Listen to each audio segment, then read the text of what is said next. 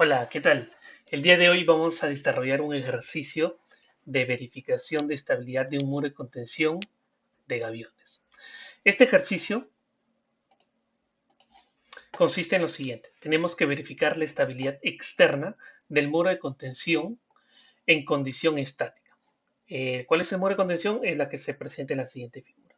Es una estructura de contención de 4 metros de altura y de 50 centímetros de empotrado. El mismo ejercicio nos proporciona la siguiente información: los parámetros mecánicos del suelo de fundación, de relleno estructural, también nos proporciona el ángulo de fricción muro-suelo en la base y la adherencia muro-suelo también en la base. También este ejercicio nos proporciona este dato de peso específico del gavión, que en este caso es de 18 kilonewton por metro cúbico. Y en un video anterior he enseñado cómo calcular este parámetro en base a unas rectas, unas curvas, un gráfico, que dependen básicamente en ese gráfico. ¿De qué depende el peso específico? Uno, del peso específico de las piedras con las que se llenan las cestas de esas rocas y de la porosidad que se espera durante el llenado de estas estructuras. La capacidad portante es un dato también para este ejercicio que ya se ha calculado previamente. Para estas dimensiones de cimentación y para este empotramiento se ha estimado que la capacidad portante es de 897.10 kilopascales. Asimismo, el ejercicio nos indica emplear la metodología de RAP. Para ello, yo he desarrollado una hoja de cálculo que la presento a continuación. En esta hoja de cálculo, todas las celdas que están coloreadas de amarillo representan valores de entrada. Para el ejercicio que estamos viendo hoy, tenemos esta geometría. Como primer punto vamos a ingresar los datos geométricos globales, que vienen a ser la altura del gavión, para este caso es de 4 metros, la base del gavión, que en este caso está compuesta la base por dos unidades de gaviones, una de 1,50 m y otra de 1 metro de ancho. En total, 2,50 m. La profundidad de empotramiento, que como se visualiza es de 50 centímetros.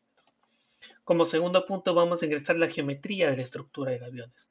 Y eso se divide en camadas. Vamos desde la camada 1, que es la camada inferior, hacia la camada cuarta, que es la superior. Cada camada en este caso es de 1 metro de altura. La primera camada está compuesta por un ancho de en total 2,50 m y un alto de 1 metro. La segunda tiene un ancho de 2 metros con un alto de 1 metro. La tercera tiene un ancho de 1,50 m con un alto de 1 metro. Y la última camada tiene un ancho de 1 metro y un alto de 1 metro.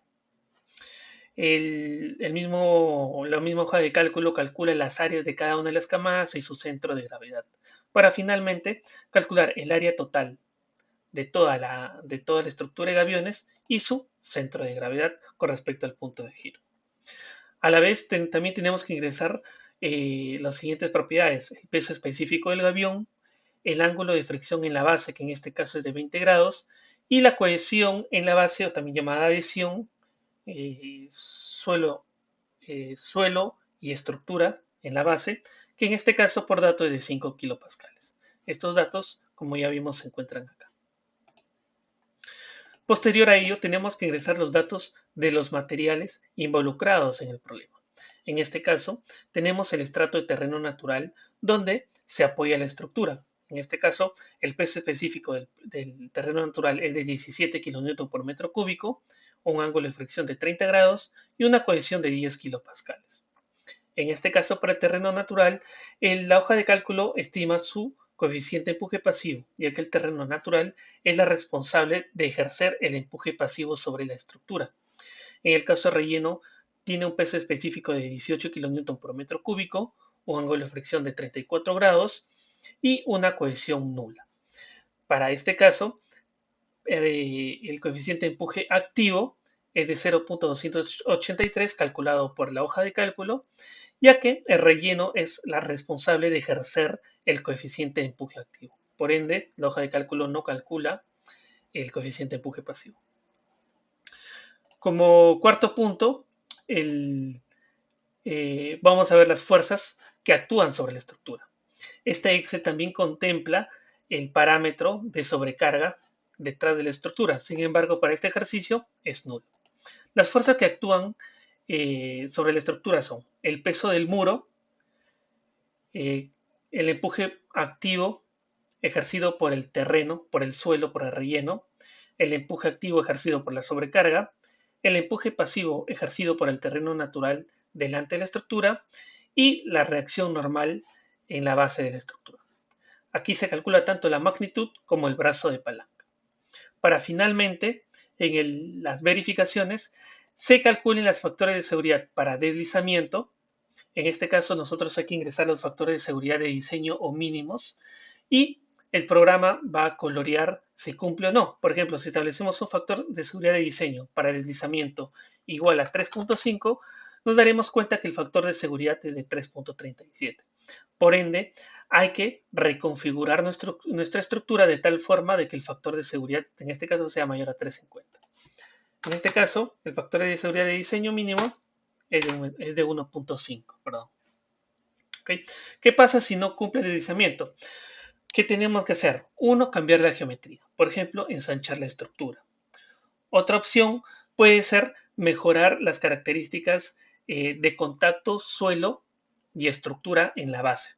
Por ejemplo, proponer o plantear un mejoramiento de terreno, reemplazar, digamos, la base sobre la cual se apoya la estructura por una capa de material granular que mejore las propiedades friccionantes en el contacto suelo-estructura. Todo ello va a influir sobre la estabilidad de la estructura en la verificación del deslizamiento. Otra verificación que hace el programa es la de vuelco, en este caso es de 3.96, y otras verificaciones son la de excentricidad, se calcula la excentricidad y la compara con un valor que nosotros vamos a ingresar.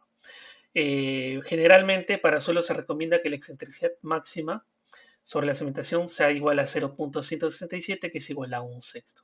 En base a ello, el programa, la hoja de cálculo, eh, calcula el esfuerzo máximo y el esfuerzo mínimo que actúan sobre la cimentación. En este caso es una distribución de tipo trapezoidal.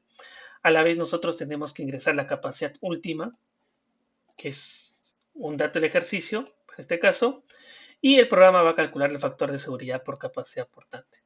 Usualmente el factor de seguridad por capacidad portante es de 3, casi siempre tradicionalmente. Sin embargo, en este tipo de estructuras flexibles se puede emplear un factor de seguridad menor igual a 2.50.